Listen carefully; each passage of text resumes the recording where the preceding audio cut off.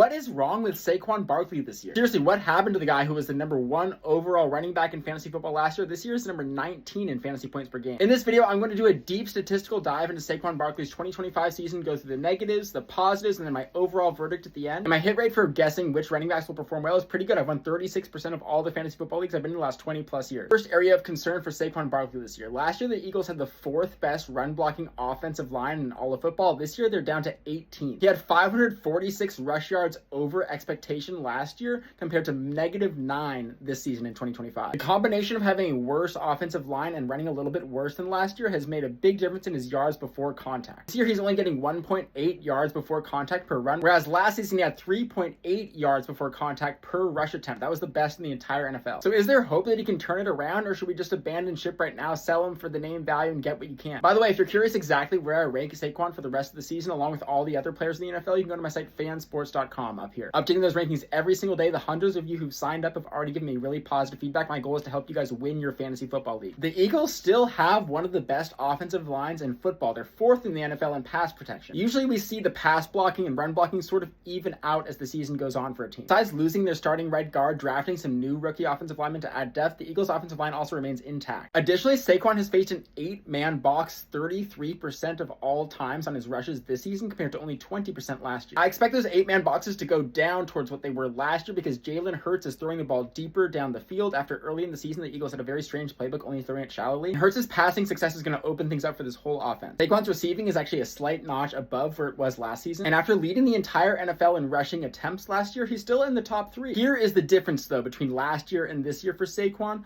Last year, he led the entire NFL in big runs. This year, he has no runs over 20 yards. Last year, he had 17 rushes over 20 yards, 10 over 30 yards. And since the preseason, I've been a little bit skeptical of a guy who's so reliant on making big plays, but it's also inevitable that they will happen. It's not like Saquon all of a sudden last year added this to his repertoire. In 2023, when he was on the Giants, missed a couple games, he still led the entire NFL in 30+ yards runs. And these big plays are what bring up the yards before contact stats more than anything. So my verdict is that I can safely say that Saquon is a great buy low right now. He just had the 2 worst games of his modern career. And the truth is there are not that many running backs who get all down yardage, goal line carries, everything you want to see in an elite offense like Saquon does in the Eagles. Check out fansports.com for breakdowns on the rest of the players in the NFL. The goal is to brag about how many of you guys, the hundreds of you who signed up, actually won your fantasy football league. So I'm invested in your success. That's why I'm making daily videos. I'm doing the same or more research than guys who show fancy graphs on their videos. So I'd like to hire someone too to help me add graphs to these short videos I make. I've got a 2-year-old and a 2-day-old at home to take care of, so my time is limited. But I appreciate all of you spending some of your valuable time with me today. Stay learning. I'll see you in the next one. Peace.